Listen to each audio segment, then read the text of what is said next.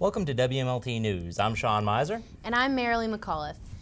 The February unemployment rate in West Virginia is the highest it has been in 6 years. According to Workforce West Virginia, last month's unemployment rate was 7.5%, a drastic jump from the 6.2% mark set in January. The 7.5% rate is the highest for the state since 2003.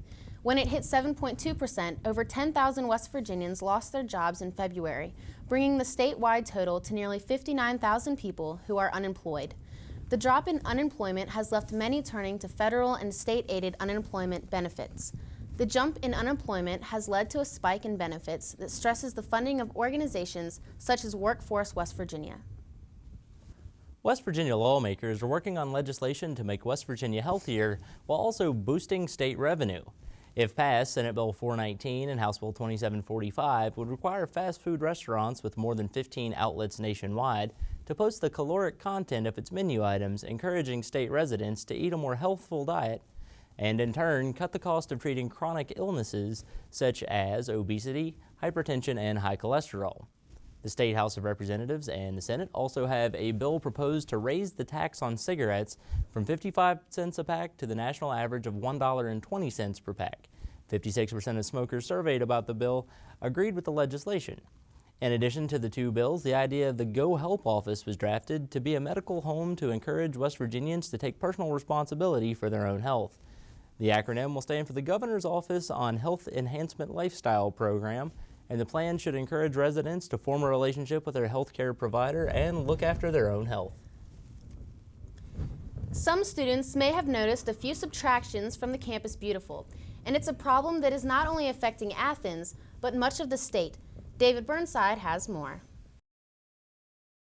Some trees around campus had to be cut down recently due to an infectious disease. Woolly aldelgia, and it's a sap-sucking insect that is attacking the hemlock trees in the eastern part of the U.S. It's becoming very difficult to control because it spreads so rapidly. Trees that are infected have this flocked white appearance on them, and if you look close, you'll see the little insects moving. And I suspect that we will end up losing our hemlock coves, just like we lost most of the American chestnuts out of our forest. Jeff Shoemaker, director of physical plant at Concord University, made the decision to remove the trees after an assessment from the West Virginia Department of Forestry. She identified certain trees that were either dead or needed to be come down or that were diseased. Actually remove the dead trees or the dying trees. They will regrind the stumps out. Also from a safety standpoint, we removed a lot of the dead limbs, etc., to prevent them from falling on pedestrians, people walking by and in that area. Immediately tried to come back and replant the trees to replace those that have been removed. We have plans to start a small nursery where we will take trees 1 foot to 2 feet in height as they come to us and plant these in a nursery setting to where they will, as they grow, be available for future use and replanting on the campus. David Burnside, WMLT News, Athens, West Virginia. The time has come to join the fight against cancer. Concord University began painting the campus purple to gain students' interest in participating in the Relay for Life. This year's event is being held on the Campus Beautiful on April 25th from 10 in the morning until 10 in the evening. The American Cancer Society uses the event to raise awareness and fund the drive to end cancer. Concord has already raised nearly $700 so far. 9 teams have joined and 82 people will participate in the walking or running for the event to commemorate those who have lost their lives as well as those who battled or are battling cancer. Join the fight today. For more information, you may visit the event's website at relayforlife.org. While most students use their spring break to hit the beach or just relax at home, one group of Concord students spent their time helping the less fortunate. Brian Arnold has more. You've seen it on MTV. Spring break has become known for wild parties and beachside vices. But instead of fun in the sun, Concord's Bonner Scholars partnered with AmeriCorps for a special cause.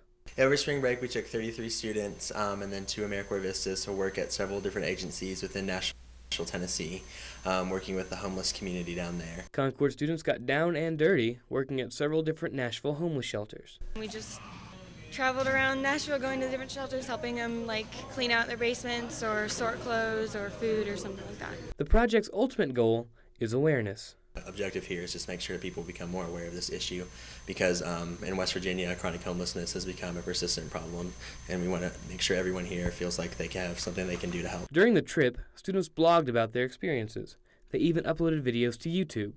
And now that the trip is over, the student volunteers say the experience really opened their eyes. It was really surprising how these people are just like living with a backpack full of clothes and like just moving place to place every night and not really having anything stable to rely on. Students who missed out on the Bonner Scholars Nashville trip still have the opportunity to volunteer and even experience homelessness for themselves. On Tuesday, March 17th, CU Serve and the Student Activities Committee held Faces of Homelessness, featuring several speakers who used to live on the streets. And in April, students are invited to take the Student Homeless Challenge. And that's actually going to be probably the most intensive experience that we provided for students with the issue of homelessness. They're going to go to Washington, D.C. and actually live on the streets as a homeless person for 48 hours. They'll just experience what it's like to have to go dumpster diving, to have to beg for money, to have to sleep on the streets, to have to, find a place to go to the bathroom. All those different challenges that people face day to day. For more information on AmeriCorps and their mission, visit their website, www.americorps.gov. For WMLT in Athens, I'm Brian Arnold. Coming up after the break, we'll give you the scoop on a new workout craze that has really caught on here on Concord's campus. And take a look at one of the biggest blockbuster movies in recent history.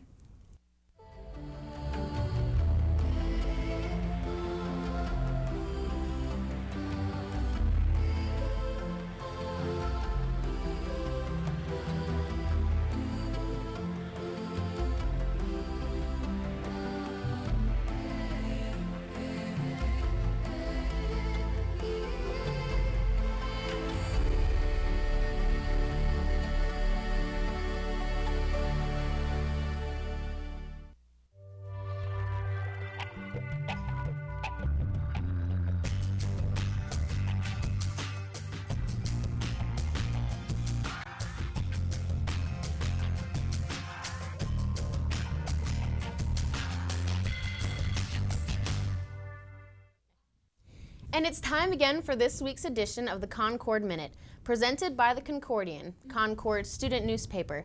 Rachel Lucas will run down a few of the top stories from this issue. Rachel? Thanks, Marilee. Student Center Director Marshall Campbell is working on creating a student service council at Concord. This council will be made up of roughly 70 student organizations on campus and would serve as a coordinated community service forum. The goal is for organizations to make individual service projects a combined effort. Students believe that this would make communication easier between groups on campus. The Student Government Association recently appointed former business manager Ashley Hicks to the SGA Vice President position. Hicks replaced intern Matt Belcher and was selected after several interviews from executive board peers. The decision was based on her past experience in SGA as well as campus involvement.